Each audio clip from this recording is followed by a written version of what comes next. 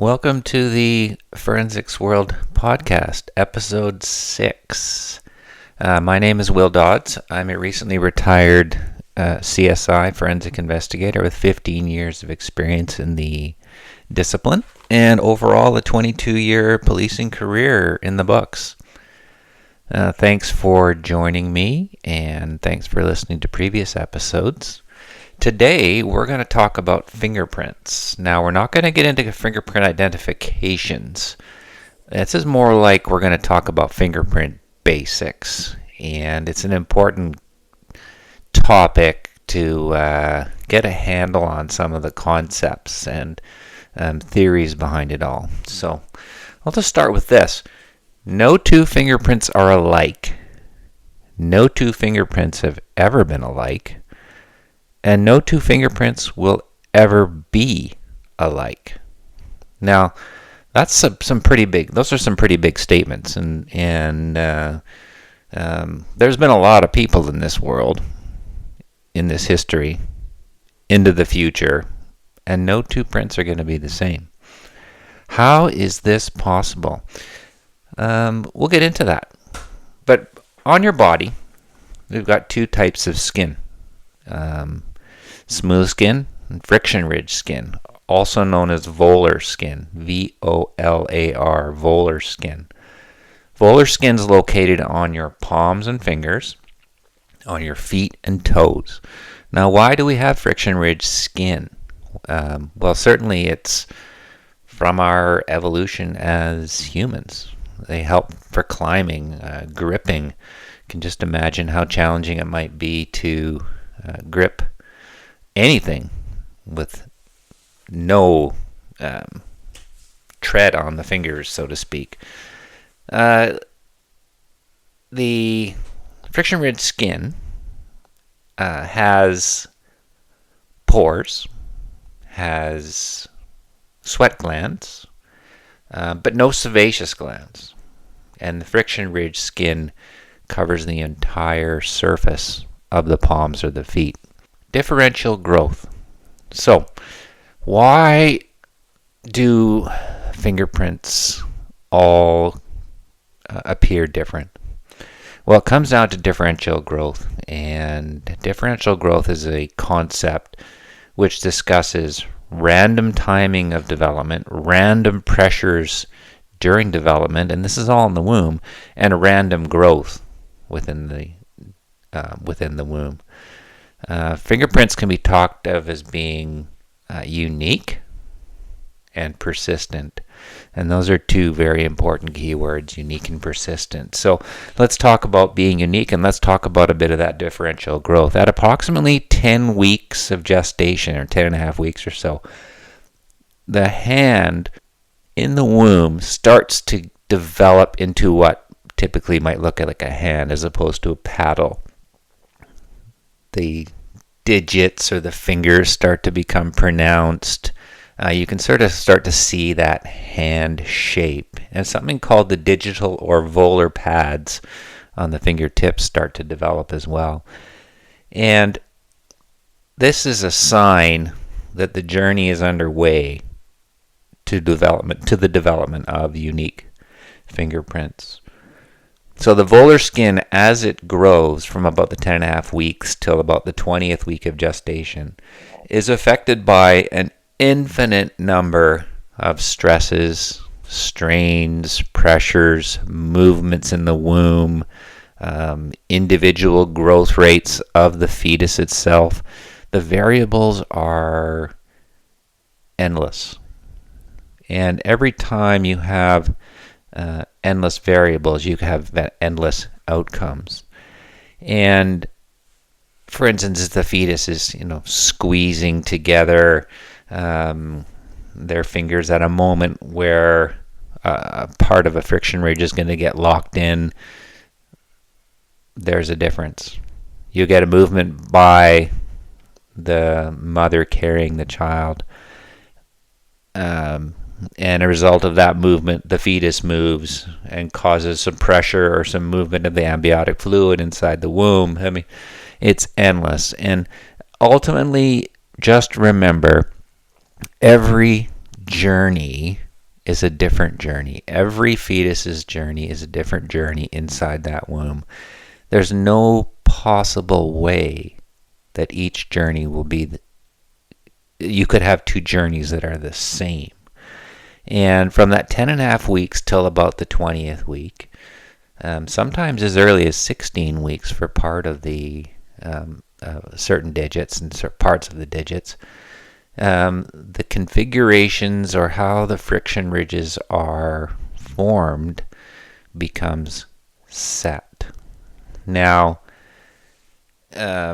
interestingly, your thumbs will typically set first, followed by the fingers, and then by the palm. And then by 24 weeks in the womb, the friction ridge pattern system for each individual person has been set. So this is at about the 6-month mark. So if you're talking about differential growth, it makes sense. Differential meaning different. Growth.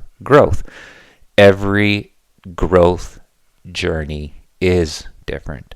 It's unique. And you've kind of just got to get it and understand it and believe it. There's just no way that how a fetus is developing in a womb, how it squeezes, the timing, pressure, strain, stresses, there's no possible way that there could be an exactly the same journey for two different individuals.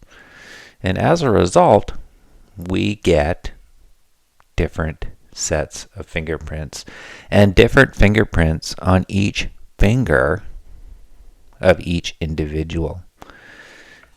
Now, of course,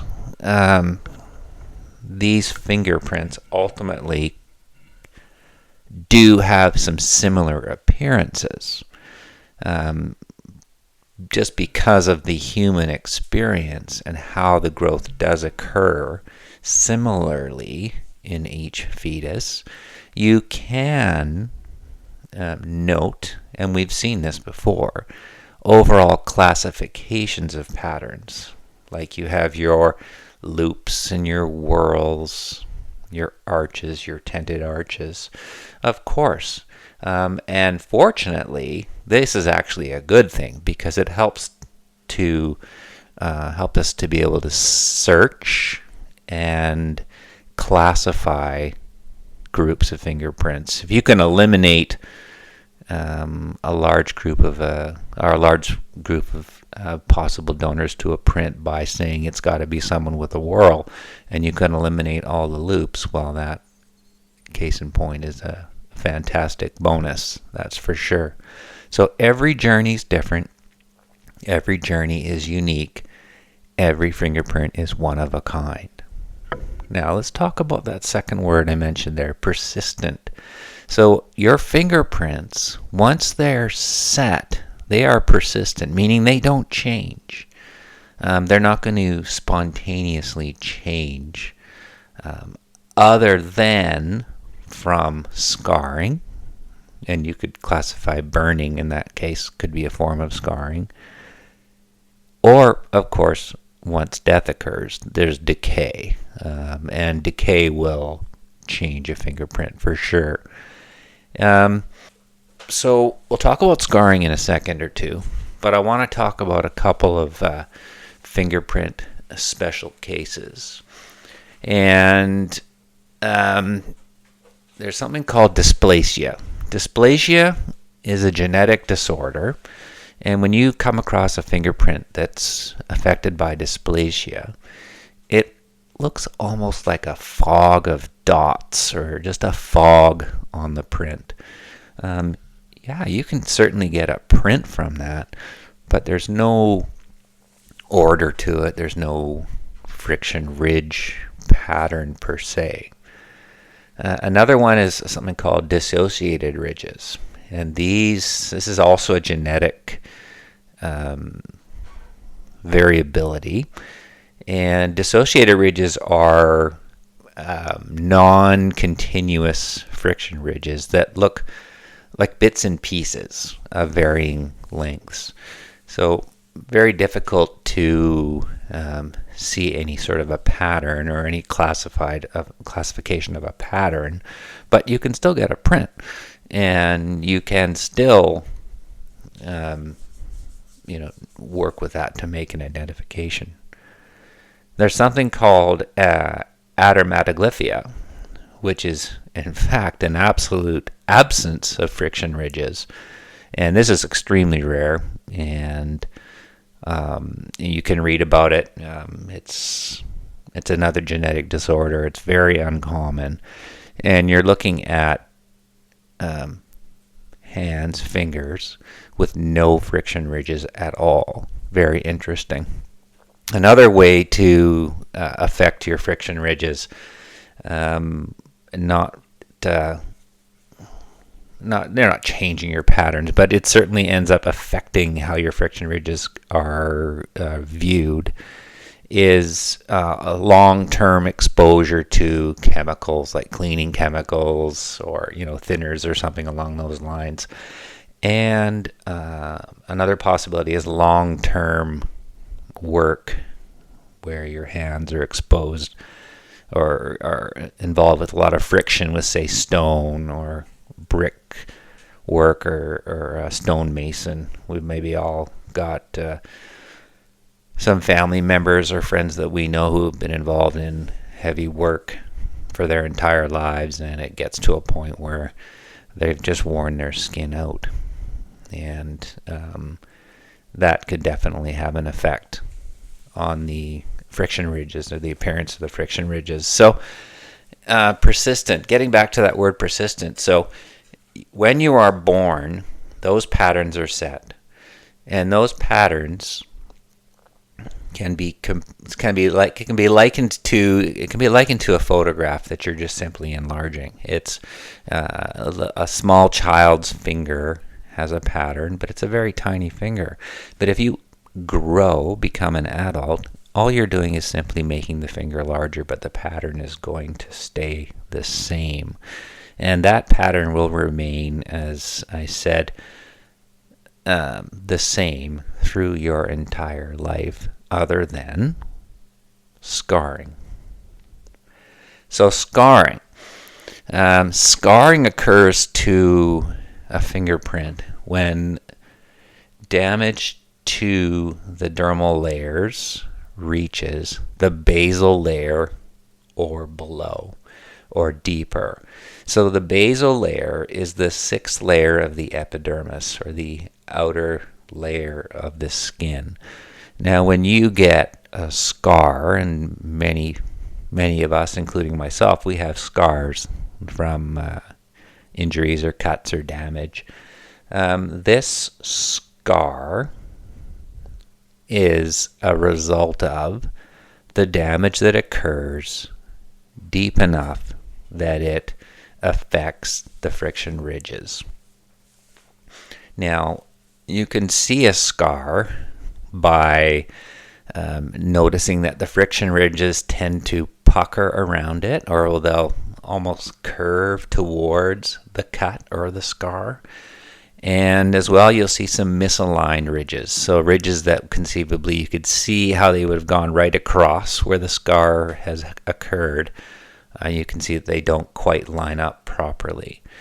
Now, scars are a very interesting part of any fingerprint, and they can look pretty cool. Actually, the scars could be pretty unique.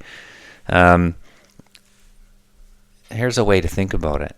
So if you think of your fingerprint, the pattern, the friction ridge pattern on your finger, as being a road map to a city. You have all the roads, we'll call those the friction ridges. You have all of the bifurcations and ridge endings and different friction ridge features. We can call those intersections, we can call those dead ends, call them anything you like. But there's a map. You have a map on your finger. You can think of it as a map of a city. If you take that map and you tear it, you take a tear through it, the result is the same map of the same city but it just simply has a tear in it. And you can make that connection between what is a scar when it comes to a fingerprint and what is a tear on a map. So it's the same map, it's the same city, it just has a tear. It's the same finger, it's the same fingerprint, it just now has a scar. So that's a way that you can perhaps connect in your mind and get an understanding of how scars affect a fingerprint. You're not changing the fingerprint. You are, just adding a little bit to it. I guess you could say you're changing it, but really and truly, the pattern is not changing. You're simply putting a tear or a line through it. This is one of the reasons why, depending on the department you may or may not work for, or if you're considering or looking at or thinking about police procedure, that someone upon arrest they'll be fingerprinted every time they are arrested, because you never know what kind of changes can occur between arrest 1 and arrest 2 or arrest 10. Someone may have picked up a scar on their finger or a burn, even a partial amputation, and this all has to be recorded as being the most recent set of prints on someone, which is going to assist with IDs. As I say, we'll talk about a little bit about IDs a little bit later on, but those are just a few basic bits about fingerprints. So we have differential growth. So the journey of each fingerprint, or the journey of each individual fetus, is different, and the resulting fingerprints are all different because of that unique experience. Fingerprints are unique, as I just said, and they are persistent. And because they're persistent, they are able to be searched and classified, and it assists with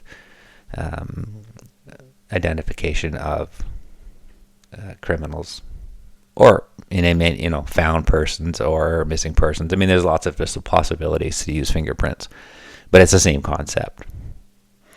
So it's really important to have a good understanding of fingerprint basics. There's so much more to it. So much more physiology, so much more biology, so much more detail, and I invite you to explore that further. But take what you've learned just now and use that as the basis going forward for your understanding of fingerprints.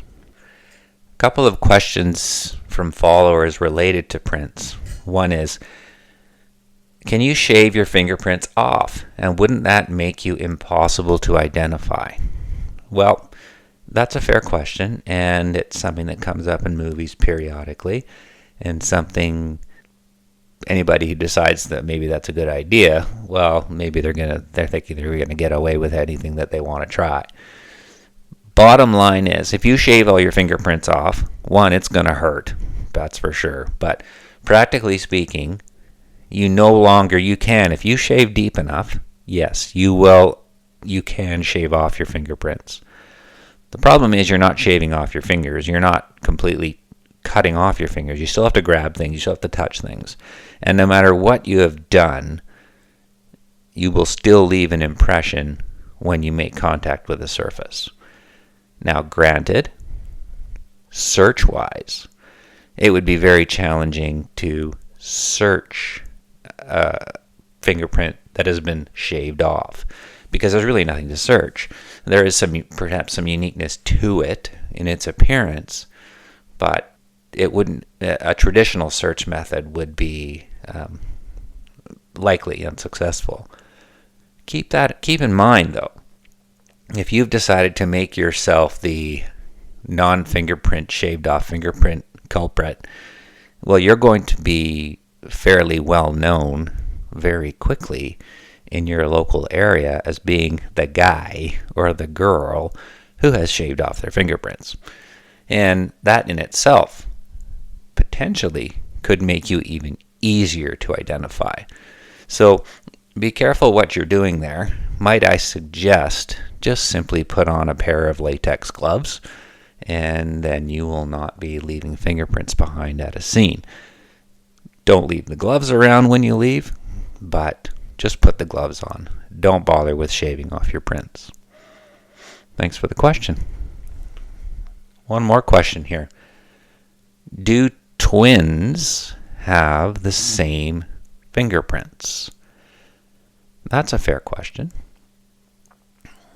Going back to our initial discussion about differential growth, twins, although they may be in the same womb together, have two different and unique experiences within that womb, and as such have different journeys from initial 10 and a half weeks or so of fingerprint development to when they're finally set in and around that 20th and ultimately the 24th week.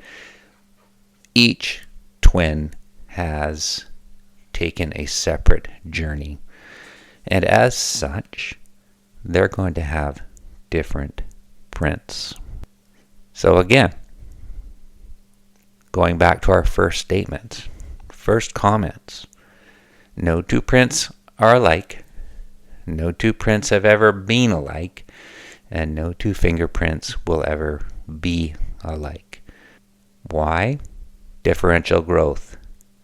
Main factors to consider: prints are unique, prints are persistent. Scarring will change a print forever, but it doesn't change the pattern. Changes the print, but doesn't change the pattern.